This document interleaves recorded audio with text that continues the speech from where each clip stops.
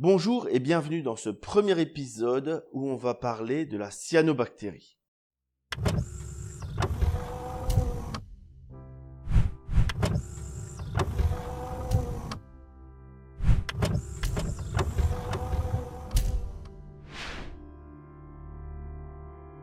La cyanobactérie, c'est un domaine qui est plutôt large.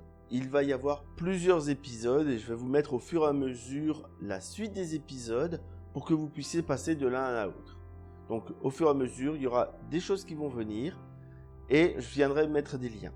Pour ce premier épisode, on va parler de ce qu'est la cyanobactérie. Pour la petite histoire, la cyanobactérie est à l'origine de bouleversements très importants sur la Terre. Elles ont permis la vie terrestre. Pour résumer, elles ont eu un rôle essentiel pour que aujourd'hui nous soyons là pour lutter contre elles. Ces bactéries photosynthétiques sont sensibles à la lumière, elles vont donc suivre le cycle de l'éclairage. Mais elles vont en plus se reproduire à la vitesse d'une bactérie. On va les reconnaître parce qu'elles vont apparaître le matin et disparaître le soir une fois que notre aquarium n'est plus éclairé. Quand je dis disparaître, c'est pas totalement. Elles vont juste ne plus se propager et régresser. On va en trouver différentes sortes. Elles vont être filamenteuses ou gluantes, rouges, marron, brun, bleu, vert. La couleur ne permet pas de dire c'est de la cyanobactérie. La couleur va dépendre des pigments. En fonction de la chimie de votre aquarium, les pigments disponibles sont différents. Au niveau visuel, la cyanobactérie, il faut dire ce qui est, c'est pas top.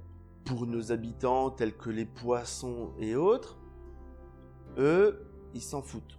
C'est égal pour eux, un poisson, s'il y a de la cyanobactérie ou s'il n'y en a pas, lui, il continue à nager. Certains poissons, même tels le Phalanea, vont un petit peu manger de la cyanobactérie. Je dis bien un petit peu, il ne va pas vous nettoyer le bac. Mais c'est tout. Ils ne vont pas être affectés plus que ça par le fait qu'il y ait un peu de cyanobactérie. S'il y en a beaucoup, nos coraux vont pousser moins vite parce que la cyanobactérie va dégager des toxines dans l'eau. Et ils vont pousser moins vite, voire même mourir, puisqu'ils vont être recouverts par cette cyanobactérie qui va les étouffer. La cyano, ça résiste à tout. Qu'on soit clair, on en aura toujours dans notre bac. On n'est pas dans un univers hospitalier où tout est stérile. La cyanobactérie, quoi qu'on fasse, on en aura toujours dans l'aquarium. Elles sont là, toujours prêtes à profiter d'un instant propice pour se propager. Mais en général, on ne va pas les voir, mais dès qu'il y aura un élément déclencheur, que ce soit chimique, l'éclairage, quoi que ce soit qui lui permet de se développer, elle viendra. Lors de votre démarrage, elles vont rapidement apparaître et elles vont disparaître tout aussi naturellement. Il ne faut surtout pas s'affoler par rapport à cette cyanobactérie de démarrage. Au fur et à mesure du cycle de l'azote dans notre cycle de démarrage, elles vont disparaître parce qu'elles n'auront plus les nutriments qui leur permettent de prospérer. On peut ensuite les trouver dans des bacs installés, même les plus oligotrophes, parce que la cyanobactérie a plusieurs façons de s'alimenter. Ces bactéries sont faites pour survivre. L'aquariophile va donc engager une lutte qui n'est pas forcément facile. Les solutions ne sont pas toujours évidentes à trouver.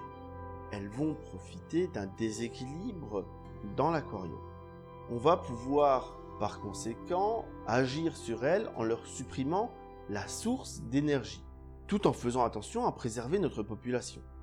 On a deux sources d'énergie sur lesquelles on peut agir facilement. L'éclairage et les nutriments. Au niveau de l'éclairage, on peut jouer sur le spectre, l'intensité et la durée. Pour les nutriments, on va jouer sur la qualité de l'eau. Voilà, j'espère que vous en savez un peu plus sur ce que c'est que la cyanobactérie. Dans un second épisode, on va voir comment est-ce qu'on va lutter contre. À bientôt pour un nouvel épisode de Récif Captif.